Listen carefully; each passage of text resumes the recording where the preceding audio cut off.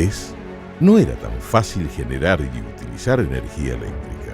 Se ha recorrido un largo camino para que hoy, con solo un movimiento de la mano, todo funcione. Ya toda esta cosa no existía más. Han de creer que murieron calcinados. Es un episodio muy triste.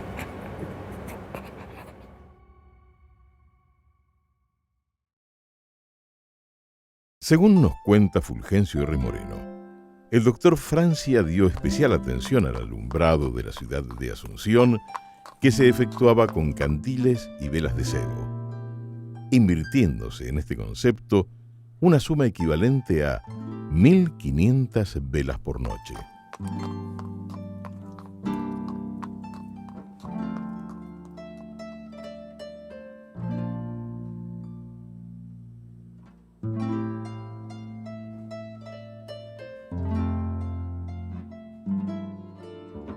Después llegaron los faroles a querosén, que se mantuvieron mucho tiempo. Un hito importante fue el primer encendido de lámparas eléctricas en la noche paraguaya. El 7 de junio de 1885, los hermanos Julio y Flaminio Pedraza, con un dínamo generador, hicieron funcionar 15 luces de filamento de carbono. En 1890, se autoriza por ley al doctor Silvio Andreuzzi para la producción eléctrica. Hubo avances, pero también muchos contratiempos. En 1903, Carlos Gatti y Ricardo Lloret traen equipos modernos y efectúan el primer servicio regular de alumbrado público en Asunción. Entre 1910 y 1948 se concede la construcción y explotación de una red de tranvías y las usinas para producir y vender energía eléctrica a Juan Carosio, quien en 1913 transfiere a favor de una empresa con capital inglés. En 1919, la concesión pasa a CALT, Compañía Americana de Luz y Tracción. Se sucedieron manifestaciones y marchas en contra de esta concesión hasta que el gobierno de Higinio Morínigo inicia el proceso de nacionalización del servicio público. En estos años se inician los primeros estudios hidrológicos y el potencial de cantidad de usuarios. En 1949 se crea la Administración Nacional de Electricidad, ANDE. Dentro todavía de la CALT ya se comenzó a hablar, pero ellos hablaban más que nada del aprovechamiento del río Paraguay hacia arriba de Asunción. Y hablaban también de la posibilidad de aprovechar el río Paraguay en el Paraná, hacia abajo, Paraná Medio, con los argentinos. Las dos cosas eran muy caras porque había que inundar un área de terreno muy grande. Fueron desechadas. Pero parte de eso, de esas ideas, más o menos quedaron. En la época de la Central Sajonia también, que era leña. Y hay que ver los proveedores de leña tenían que traer de lejos. En el primer simposio, ¿no?, encuentro de municipalidades del Paraguay, José Domingo Campos y papá presentaron juntos un trabajo sobre el aprovechamiento de estos ríos. El papá, que había llegado recién del Brasil, y otro ingeniero paraguayo que estaba trabajando en el Departamento Nacional de Obras de Saneamiento del Brasil, el ingeniero Ortega Negri, lo convenció a su jefe y consiguieron ellos desviar parte de verbas brasileñas como para hacer un estudio un poco más serio.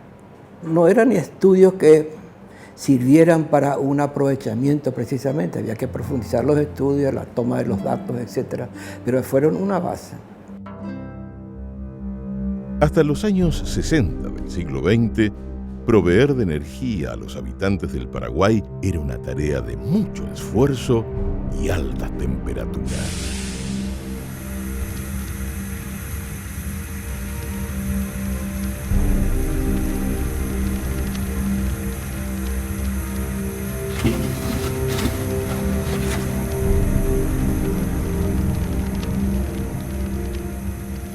Era terrible, terrible en todo sentido.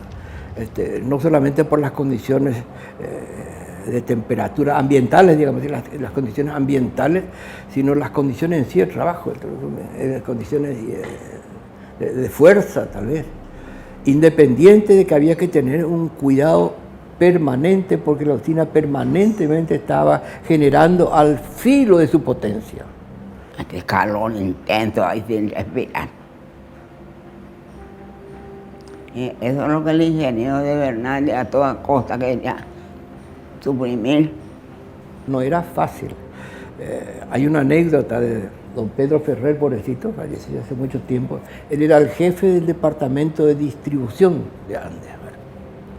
Y cuando había así un problema, salía un alimentador fuera, había que automáticamente reclasificar o reordenar las cargas para que no vayan cayendo en serie los demás alimentadores. Bueno, entonces este señor cae una de las líneas, la famosa P2, y entra él con su camión, tenía cuando eso a operar, hasta que se le cae otra línea, y hace lo que puede. Y llega un momento en que ya no tiene más nada que hacer. Paró su camión, se sentó en el cordón de la vereda y se quedó ahí a esperar. Y aquella vez que explotó una de las calderas. La peligrosidad de las calderas llegó a cobrarse vidas humanas. Cuando eso era en la época del ingeniero Amodei.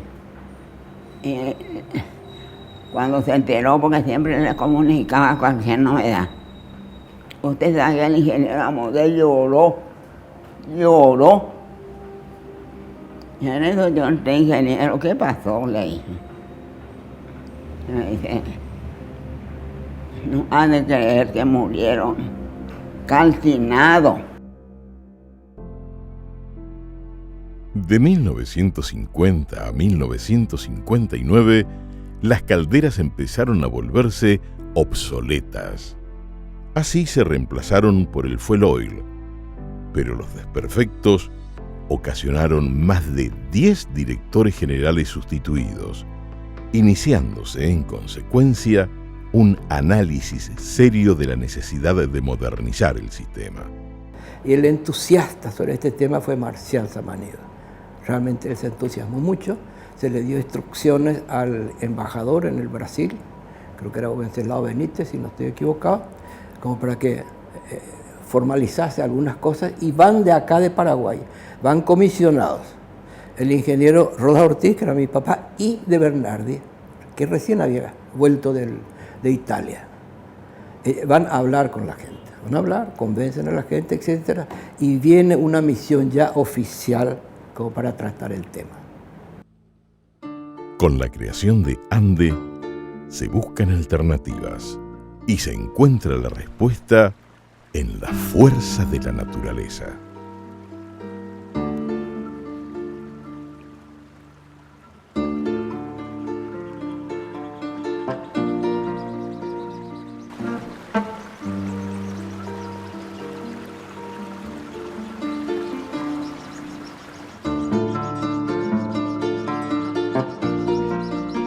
Las aguas del río Paraná empezaron a ser consideradas como un instrumento estratégico para el país, y la habilitación del Puente de la Amistad abrió nuevas perspectivas al aprovechamiento hidroeléctrico de este recurso natural. Pero el río Paraná es terrible. El que cae a ella no cuenta el cuento. Desde arriba, como se veía bien, el río Paraná rojo y el río Paraguay transparente, ahí donde se unen. En los años 60, se avanza en el proyecto de la primera represa hidroeléctrica en territorio paraguayo. El apoyo del Banco Interamericano de Desarrollo fue fundamental para la concreción de la obra. Aparece el Banco Interamericano de Desarrollo, nuevito, con criterios políticos muy nuevos, era para América Latina, todo para nosotros, etc. Y el primer proyecto que ellos toman, ANDE, el proyecto de Acaraya. Hubo apoyo total del gobierno, desde el presidente hasta el último. Parecía que queríamos realmente tener algo nuestro. Se hicieron una serie de conferencias. Realmente la gente quedó muy motivada.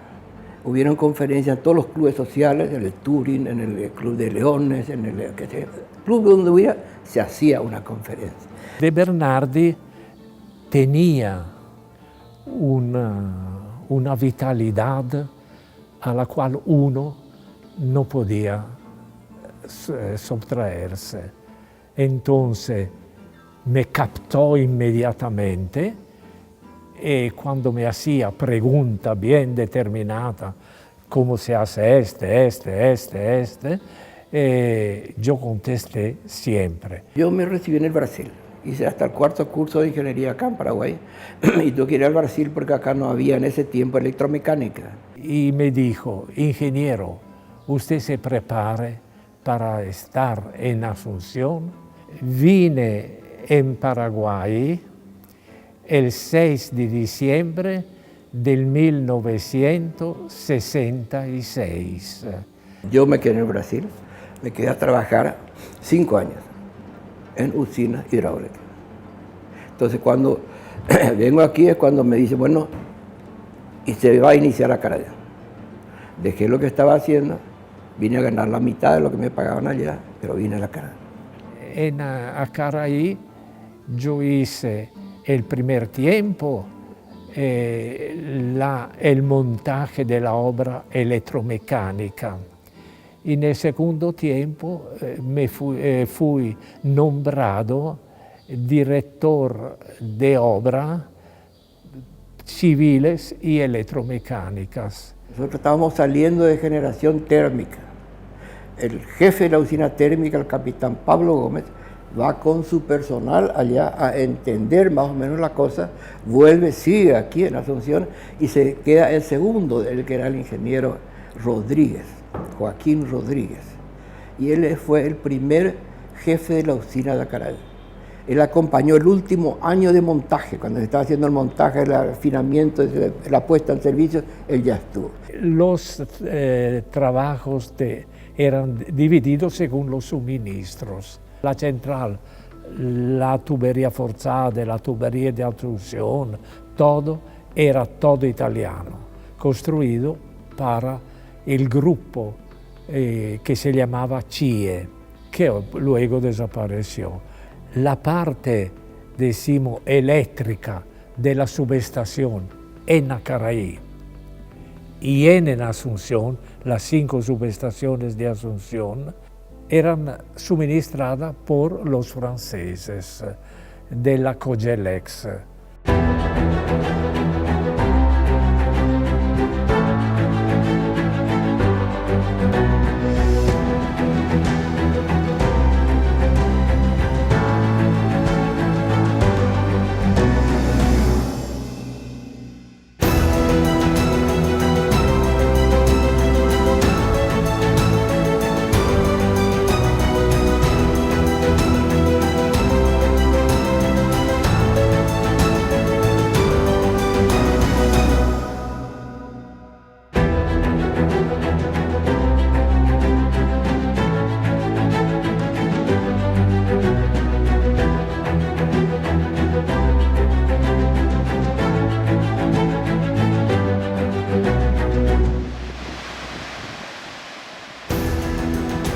La construcción de la primera parte del complejo hidroeléctrico Acaraí finaliza en 1968. Pero el inicio de una nueva tecnología también implicó grandes desafíos y momentos difíciles que pusieron a prueba el temple de los constructores. Y fue muy grande la decepción cuando comenzó a trabajar y tuvimos una serie de problemas, ¿no? Problemas lógicos que ocurren en cualquier instalación. El primero de los problemas fue el que se nos inundó la casa de máquinas.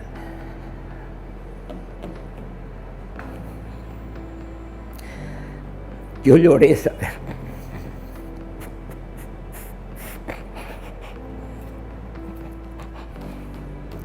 Y no había cómo parar eso. Recién al día siguiente se fueron buzos de la Marina y ellos entraron, quitaron el cono que se había quedado ahí abajo y se cerró la compuerta. Y después de eso se retomaron los trabajos, secar toda la turbina, verificar que estuviera en condiciones y se llevar adelante. Pero tuvimos más problemas todavía, más adelante. Había un pequeño desplazamiento en sí, que es lo que hacía que apareciera un esfuerzo superior y se rompían las bielas. Pero esas bielas, bieletas, eran justamente para eso, para que se rompa y no pase ningún esfuerzo adicional sobre las turbinas. El Acanas, otra vez decían los titulares, los diarios. Pero se superó. De 1969 a 1972 se extiende la electrificación del interior del país y se inicia Acaraú 2. El proceso ya no se detiene.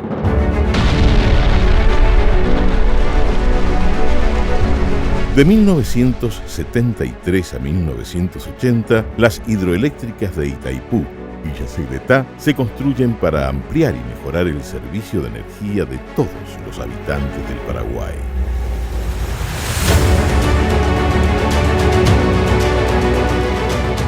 La ANDE sigue brindando sus mejores esfuerzos para dotar a todos de la energía eléctrica que necesita el país para seguir creciendo.